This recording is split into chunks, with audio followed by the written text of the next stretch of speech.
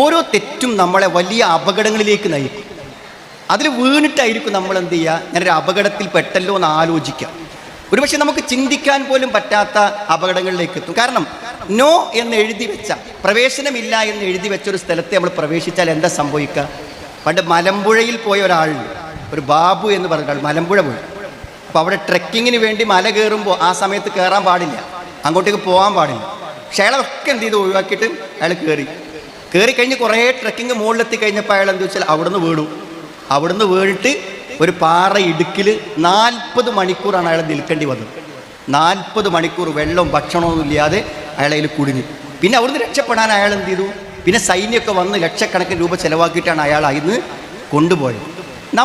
അള്ളാഹു നമ്മളോട് വിരോധിച്ച തെറ്റെന്ന് പറയാവുന്ന ഏത് കാര്യവും നമ്മുടെ ജീവിതത്തിൽ ഏറ്റവും വലിയ അപകടങ്ങളുണ്ടാകും.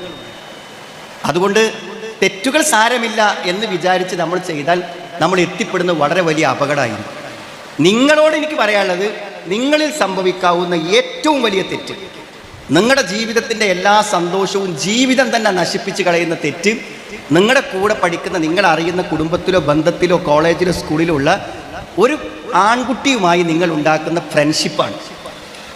യാതൊരു സംശയം വേണ്ട, അങ്ങനത്തെ ആരെങ്കിലും എൻ്റെ ശബ്ദം കേൾക്കുന്നുണ്ടെങ്കിൽ എനിക്ക് ഉറപ്പിച്ച് പറയാൻ പറ്റും, നിങ്ങളുടെ ജീവിതത്തിൽ നിങ്ങൾ എത്തിപ്പെട്ടത് ഒരു തെറ്റിലൂടെ, ഒരു വലിയ ദുരന്തത്തിലാണ്.